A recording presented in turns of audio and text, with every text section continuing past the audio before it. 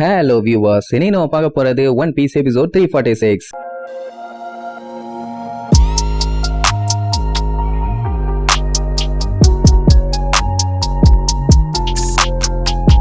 Open பண்ணா நம்ம லூஃபியோட தொப்பி பொத்துன்னு கீழே விழுது. எவனோ சாமுராய் மாதிரி ஒருத்தன் கத்திய சரக்குன்னு உள்ள சொருகிறான். இத பாக்கும்போது லூஃபியை எவனோ போட்டு தள்ளன மாதிரி தெரியுது. இங்க பிராங்கியும் ரோபினும் என்ன ஆயிருக்கும், எல்லாம் எங்க போனாங்கன்னு சொல்லி அப்படியே டிஸ்கஸ் பண்ணிட்டே வருவாங்க. அப்ப அந்த கத்தியை வச்சுட்டு உடம்பு முழுக்க கவசம் போட்டிருந்தானே அவன் நம்ம லூஃபியோட தொப்பியை பொறுமையா எடுத்துக்கிட்டு அப்படியே பயங்கரமா நடந்து வரான். இங்க இவங்க ரெண்டு பேத்துக்கும் ஒரே குழப்பம். அவங்க ரெண்டு பேரும் காணாம போயிருக்காங்கன்னா ஒருவேளை கோஸ்டா இருக்குமோன்னு ஒரு டவுட், இல்ல வேற ஏதாச்சும் பவர்ஃபுல்லான ஆளு வந்துட்டாங்களான்னு அதுவும் ஒரு டவுட். சோ என்னவா இருக்கும் ஏதா இருக்கும்னு சொல்லி அப்படியே கேஷுவலா பேசிக்கிட்டே போவாங்களா. அப்ப அந்த பாடி ஃபுல்லா ஆர்மர் போட்டவன் இவங்க ரெண்டு பேத்தையும் பின்னாடி ஃபாலோ பண்ணி வந்துகிட்டே இருக்கான். ரோபின் என்னடானா கேஷுவலா ரெண்டு பேரும் செத்துருக்க மாட்டாங்கன்னு நம்புறேன்பா. பிராங்கிக்கு காண்டாவும், அட சண்டாளி காப்பாத்துறத பத்தி பேசாம காவு வாங்குறத பத்தி பேசிட்டு இருக்கேன்னு. அப்ப இவங்களுக்கு பின்னாடி சக்கு சக்குன்னு ஒரு சவுண்ட். யாரான்னு பார்த்தா அந்த ஆர்மர் போட்டவன் அப்படியே பயங்கரமா நடந்து வருவானா. ஆஹா மறுபடியும் சண்டை போட ஒருத்தன் வந்துட்டாயான்னு சொல்லி பீதியாவாங்க. ஆனா வந்தவன் அங்க இருக்க கல்லு தடிக்கி கீழே பொத்துன்னு விழுவான். என்ன இவன் நிக்க கூட தெம்பில்லாதவனா இருக்கான். யாரா இவன்னு பார்த்தா பொசுக்குன்னு எந்திரிச்சு, ஆமா ஜோரோவும் சஞ்சி எப்படி காணாம போனாங்க, என்னால நம்பவே முடியலம்பா. அட வேற யாரும் இல்ல நம்ம லூஃபி. அவன் தான் இந்த ஆர்மரை தூக்கி போட்டுட்டு இப்படி அட்டூழியம் பண்ணிட்டு இருக்கான். பிராங்கி பொட்டனிலேயே உன்னை போட்டு ஏண்டா விளையாடுற நேரமாடா இது கொய்யால, இங்க எவ்வளவு பெரிய பஞ்சாயத்து போயிட்டு இருக்குது, நீ விளையாட்டு பண்ணிட்டு இருக்கியான்னு கத்துவான. லூஃபி அதுக்கு மேல கத்துவான். ஆமா எல்லாரோட வாழ்க்கையிலயும் இந்த மாதிரி சூட்டு ஆர்மர் எல்லாம் போட்டுட்டு சுத்தணும்னு எவ்வளவு ஆசை இருக்கு. அப்படி இருக்கும்போது நான் இத பண்ணா என்ன தப்புன்னு கேட்பான். ஏண்டா கிறுக்கு பையில என்ன வேலைக்காண்டி வந்திருக்கோம், இந்த மாதிரி டைம்ல தான் நீங்க கனவு ஆசை லட்சியம் எல்லாத்தையும் நிறைவேற்றிட்டு இருப்பீங்க. முடியலடாமா, உன்னுடைய இரும்பு பாடி உன்னோட மனசுல இருக்க ஆசைங்க எல்லாத்தையும் மறைச்சிருச்சு போல. ஏன்னா இரும்பு இதயம் தானே, அதனாலதான் உனக்கு எதுவுமே புரியலாமா. போடா விளக்கென்ன, என் இதையெல்லாம் ஒன்னும் ஸ்டீல் இல்லாமா. சரி ரைட்டு திட்டி கூப்பிட்டு போவான்னு பார்த்தா இப்ப பாருன்னு சொல்லி உட்காந்து மியூசிக் வாசிக்க ஆரம்பிச்சிருவான். இதுல வேற தலைவர் முக்கியமான ஒன்னை இழந்துட்டாராம். அன்னையில இருந்தே அவன் ஹார்ட்ல இந்த மாதிரி ஒரு அலைவரிசை ஓடிட்டு இருக்குன்னு சொல்லி ஒரு சாங் பேரை சொல்லுவான். த சைபார்க் டிராவலர் ஸ்டீல் சென்டிமெண்ட். பொறுமையா கேளுங்கன்னு அப்படியே வாசிக்க ஆரம்பிப்பானா. அந்த பண்ணியே பார்த்துட்டு அட பண்ணி பயல்களா எவ்வளவோ பில்டப் பண்ணி உங்களை கூட்டு வந்தா, ஆனா சிச்சுவேஷன் என்னன்னு தெரியாம இந்த டைம்ல பாட்டு பாடி விளையாண்டுட்டு இருக்கீங்க பாத்தீங்களா, நீங்க எல்லாம் கண்டிப்பா உருப்படவே மாட்டீங்கன்னு வண்ட வண்டியா திட்டும். அந்த டைம் தான் ரோபின் கூப்பிட்டு இங்க ஒரு பெரிய ஹால் இருக்கும்பா. அப்ப அந்த பண்ணி ஒரு மாதிரி பயங்கரமா சிரிப்பான். என்னடானா இனிமேட்டு தான் நம்மளுக்கு ஆப்பே இருக்காமா. அப்படியே சுத்தி சுத்தி அந்த இடத்தெல்லாம் காட்டுவாங்க. கண்ணா பின்னாடி கண்டமாய் போய் கிடக்கும். உசோப்பு மத்தவங்களும் இங்கதான் இருக்காங்களான்னு வந்து பாப்பாங்க. பார்க்கவே அந்த ரூம் கொஞ்சம் வித்தியாசமா தான் இருக்கும். சொல்ல போனா இது ஏதோ அரேனா மாதிரி இருக்குன்னு சொல்லுவாங்களா. உடனே அந்த பண்ணி அதெல்லாம் தப்பிக்கிறவனுக்கு தான்டா, இந்த ரூம்குள்ள எல்லாம் வந்தா இனிமேட்டு வெளியில போறதுக்கு வாய்ப்பே இல்லன்னு சொல்லும். அந்த டைம் எவனோ ஒருத்தன் பயங்கர ஆர்மரோட செவுத்துல இருந்து நம்மளால பாத்துக்கிட்டு இருப்பான். சரி ஃபாலோ பண்றான் போலன்னு பார்த்தா திடீர்னு கத்தி எடுத்து பிராங்கியோட நடு மண்டையில இறக்கறதுக்காக வேகமா வருவான். நல்ல வேலை பிராங்கி கொஞ்சம் உசாரானதுனால ஜஸ்ட் மிஸ்ல எஸ்கேப்,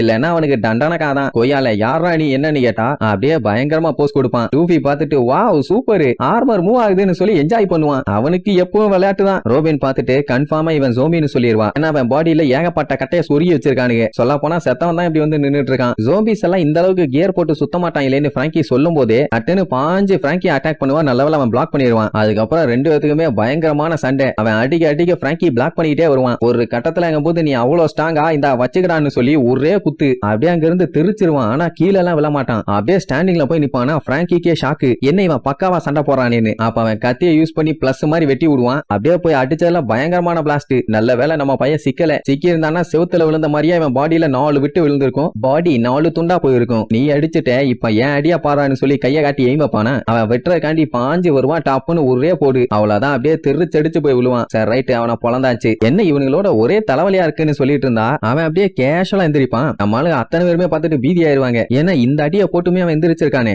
அது மட்டுமா உன்னை விட பயங்கர ஃபாஸ்டா நம்ம பிராங்கி அட்டாக் பண்ண வருவான். என்ன அடி வாங்கினதுக்கு அப்புறம் இவ்வளவு வேகமா இருக்கானேன்னு சொல்லி மிரண்டு போய் பார்த்துட்டு இருக்கும் போதே ஒரே போடு. நல்ல வேலை நம்மளுக்கு கையே ஷீல்டு இல்ல, அதனால தடுத்துருவான். பட் இருந்தாலுமே பிராங்கியோட வயித்துல சரக்குன்னு ஒரு போடு. அவ்வளவுதான் அவனால முடியாம அங்கேயே முட்டி போட்டுருவான். இதை நம்மளால நம்பவே முடியல. பின்ன பிராங்கிய ஒரு ஜோம்பி வந்து அட்டாக் பண்ணி கவுத்திருச்சுன்னா நம்புற மாதிரியா இருக்கு. அடுத்து நம்மள கிட்ட தான் வருவானா. ஆஹா வர்றானேன்னு சொல்லிட்டு அப்படியே பீதியில கூட்டு இருப்பாங்க. அந்த டைம் பிராங்கி எந்திரிச்சு அவன் மண்டையோட புடிச்சு நான் உங்ககிட்ட தோக்க மாட்டானான்னு சொல்லி தூக்கி ஒரே அடி. விழுந்ததெல்லாம் அப்படியே அந்த இடமே சதறிடும். என்ன அதுக்கப்புறம் முக்க ஆரம்பிச்சிருவான். ஆனா திரும்பி எந்திரிச்சு வர ட்ரை பண்றானே. இதுலயே நல்லா தெரியுது இவன் மத்த ஜோம்பிஸ் மாதிரி இல்ல, டோட்டலாவே வேறன்னு. இப்படி பேசிட்டு இருக்கும் போதே அந்த பண்ணி பையன் வில்லத்தனமா சிரிப்பான். என்னடானா உங்களுக்கு பாடம் கத்து கொடுக்க போறாங்க, இதுக்கே பயந்துட்டீங்கன்னா இதுக்கப்புறம் தான் பயங்கரமா இருக்கும்பா. இதுல பஞ்சாயத்து என்னன்னா இவங்க எல்லாம் ஜோம்பிஸ், அதனால பாடியில என்னதான் என்னதான் டேமேஜ் ஆனாலுமே வலி இருக்காது. இவங்க கிட்ட இருக்க எல்லா ஜெனரல் ஜோம்பிஸுமே பயங்கரமான வாரியர்ஸ். சொல்ல போனா அவங்க உயிரோட இருக்கும்போது அந்த அளவுக்கு சூப்பரா வாழ்ந்தவங்க. இப்படி ஒருத்தன் கிங்டமோட காடா இருந்தானா இன்னொருத்தன் அந்த கிங்டம்லயே பெரிய கிரிமினலா இருப்பான். அதுக்கப்புறம் லெஜெண்டரி, சாமுராயி, பெரிய பெரிய பைரட்டு, கன் ஸ்லிஞ்சர்னு டாப்ல இருந்த மான்ஸ்டர்ஸ் எல்லாரும் தான் இப்ப ஜோம்பியா இருக்காங்க. அவங்களோட அதே திறமை இப்பவும் இருக்கும். சொல்ல போனா இவங்க எல்லாருமே இம்மோர்டல். சோ அவங்கள மாதிரி தோத்தாங்குழியாலெல்லாம் அவங்களுக்கு எதிராக நின்று சண்டை போட்டு ஜெயிக்கவே முடியாது. இப்படி இருக்கும்போது உங்களோட ஃப்ரெண்ட்ஸ் எல்லாம் என்ன நிலைமையில இருப்பாங்க, இனி உங்க நிலைமை என்ன ஆக போகுதுன்னு சொல்லிட்டு ஓவர் நக்கலா பேசும். லூஃபி கண்டாயே டே பானைக்கு பிறந்த பண்ணி என்ன லந்தான்னு சொல்லிட்டு அடிக்க போவான். ஆனா அது குடு குடு குடு குடுன்னு அங்க இருந்து ஓட ஆரம்பிச்சிரும். சரின்ட்டு ஃபாலோ பண்ணி போனா டப்புன்னு டோர் மூடிரும். அட சண்டால பாலுகளா வலிய பிளாக் பண்ணிட்டீங்களாடா நீங்க கத்திட்டு இருப்பான். ரோபினுக்கு அங்க அள்ளு விட ஆரம்பிச்சிரும். நம்ம இந்த இடத்தை தாண்டி போகணும்னா இவங்கள தாண்டி போகணும்னு உடனே ரெண்டு பேரும் அப்படியே பின்னாடி பேக் அடிப்பாங்க. என்னடான்னு பார்த்தாங்க ஏகப்பட்ட ஜோம்பிஸ். சொல்ல போனா எல்லாருமே பயங்கரமான வாரியர்ஸ். எப்படி சமாளிக்க போறாங்கன்னே தெரியலையே. பிராங்கியே சொல்லிடுவான், இது வரைக்கும் நம்ம சண்டை போட்ட ஆளுகளை விட இவங்க ரொம்பவே டெரரான ஆளுங்க தான், நம்ம கொஞ்சம் பார்த்து தான் ஹேண்டில் பண்ணுவான். ஆனா லூஃபிக்கு இவங்க எல்லாருமே ஆர்மர் போட்டிருக்காங்கன்னு சொல்லி என்ஜாய் பண்ணுவான். ஒரு ஆளு கூட பிராங்கி மோதறதுக்குள்ளேயே படாத பாடுபட்டுட்டான். இத்தனை பேர்த்து கூட சண்டை போடணும்னா கண்டிப்பா இவங்க எனர்ஜி மொத்தமும் ட்ரெயின் ஆகத்தான் போகுது. சரி ஓகே, என்ன இருந்தாலும் சண்டை போட்டு தானே ஆகணும். இவங்க எல்லாத்தையும் காலி பண்ணாதான் அடுத்தது கோட்டியாடுக்குள்ளேயே போக முடியும். சோ விளையாண்டு பார்த்துலான்னு முடிவு பண்ணிட்டாங்க. லூஃபி நம்ம இவங்க சோழியெல்லாம் முடிச்சுட்டு அதுக்கப்புறம் கோட்டியாடுல மீட் பண்ணலாம், யாரும் மிஸ் ஆக வேண்டாம், திருக்கி விட்டுலான்னு சொல்லி சண்டைக்கு ரெடி ஆவாங்க. அப்படியே மொத்த படையும் சும்மா பாஞ்சு வரும். இப்படி இங்க சண்டை ஸ்டார்ட் ஆகும். அதே நேரம் அந்த அப்சலம காட்டுறாங்க. அவன் லோலா லோலா வேண்டாம் வேண்டாம் ஆம்புலன்ஸ் மாதிரியே கத்திட்டு வருவான். அட லோலா தான் நம்ம நமிய கொள்றதுக்காக வெறிகுண்டு போயிட்டு இருக்காளே. சோ அப்படி இங்க எங்கன்னு தேடி பார்த்தா எங்கேயுமே இருந்த மாதிரி இல்ல. அதான் தண்டி உருவத்தை வச்சுக்கிட்டு எங்க போய் தொலைஞ்சான்னு சுத்தி முத்தி தேடி பார்ப்பான். அந்த டைமுங்கும் போது இந்த பக்கமா செவுத்த உடைச்சுக்கிட்டு அந்த பக்கமா இருக்க செவுத்தையும் உடைச்சுக்கிட்டு அதுக்கப்புறம் இருக்க செவுத்தையும் உடைச்சுக்கிட்டு பிச்சுக்கிட்டு ஓடுவான். அட சண்டாளி ஏன் அப்படி வெறி பிடிச்சி திரியறேன்னு கேட்டா இங்கதான் இருக்கீங்களா மாமா இந்த வந்துட்டேன்னு மறுபடியும் பாஞ்சு வருவான். பார்க்கதான் சிங்கம், ஆனா இப்ப அவனே அவகிட்ட பம்பிடுவான். ப்ளீஸ் எனக்காண்டி இவளை விட்டு கொடுத்துரு, நான் இவளை தான் கல்யாணம் பண்ண போறேன், நான் மாற மாட்டேன்னு சொல்லி நமியோட போட்டோ காமிச்ச உடனே அப்படியே அந்த வாண்டட் போஸ்டரை புடுங்கி கசகி கீழே போட்டு ஒரே மிதி. அதுக்கப்புறம் அப்சலாம் மாமா நீ எனக்கு மட்டும்தான் சொந்தம், நான் உனக்கு மட்டும்தான் சொந்தம், அதனால யாருக்கும் நான் கருணையே காட்ட மாட்டேன் அப்படின்ட்டு கண்ணுல பயங்கரமான கொலவெறியோட மறுபடியும் நமிய தேடி சும்மா பிச்சுக்கிட்டு ஓடுவா. என்னன்னா இப்ப அவளை மொத்தமா காலி பண்ண போறாளாமா. அவனு வேண்டாம் வேண்டான்னு பின்னாடி கத்திட்டே ஓடி வருவான். அப்படியே கட் பண்ணி நமிய காட்டுறாங்க. அவளுக்கு ஹெல்ப் பண்றேன்னு அந்த பெண்குயின் நாய் சோமா பாஞ்சு அங்க இருக்கவங்க எல்லாத்தையுமே அடிச்சு திருக்க விடும். இவங்களுக்கு ஒரு அளவும் புரியல என்னடா நடக்குதுங்க, என்ன நடக்குதுங்க,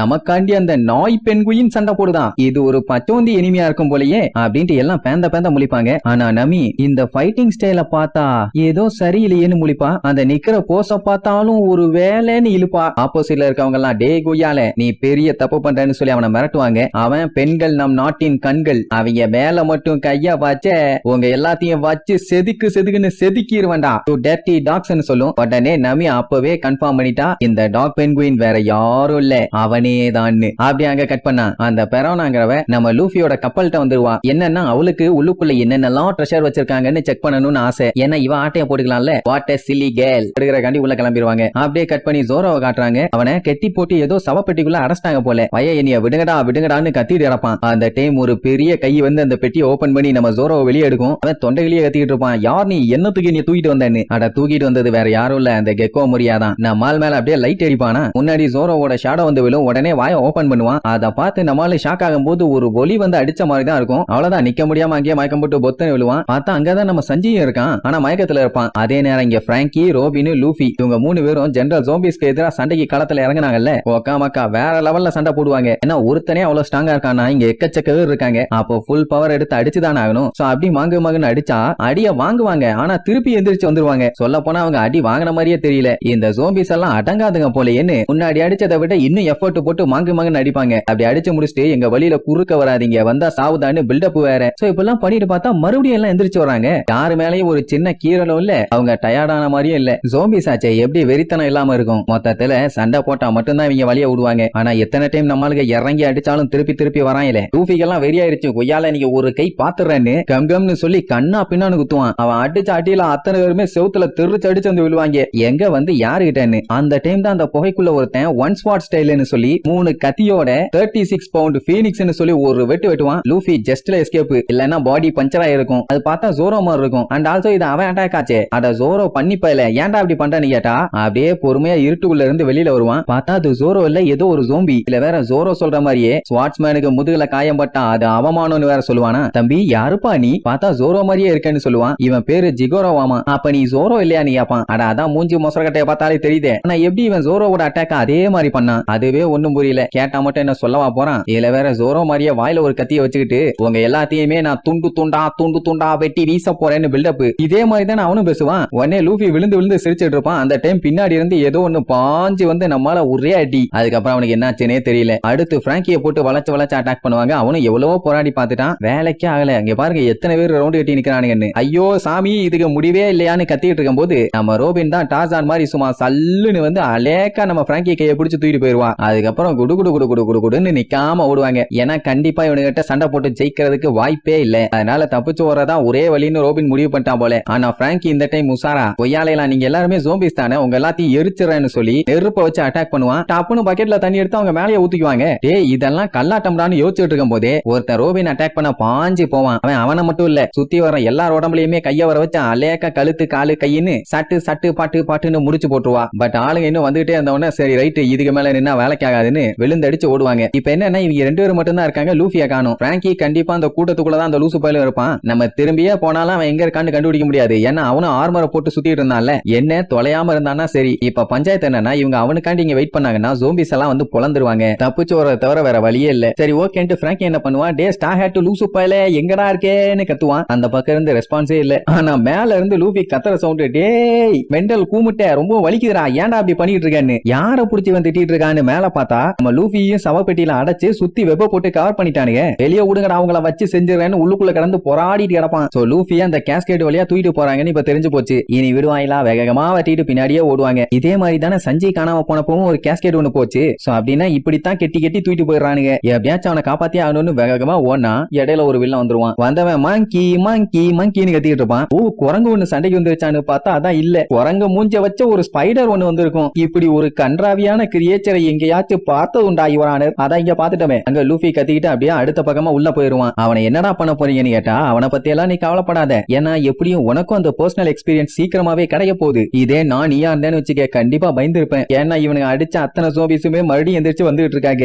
இப்ப அசைக்க முடியாத ஒரு ஜோம்பி கூட்டத்துக்கிட்ட 2 பேருமே மாட்டிட்டாங்க. முன்னாடி இந்த குரங்கு ஸ்பைடரு, பின்னாடி ஆர்மர் போட்ட ஜோம்பிஸ். சொல்ல போனா இந்த பக்கம் போனா சீவலு, அந்த பக்கம் போனா செதறலு. என்ன பண்ண போறீங்கன்னு கேட்டவன 2 பேருமே அப்படியே பீதி ஆகிறதோட இந்த எபிசோடுக்கு எண்டு கார்டு போட்டு முடிக்கிறாங்க.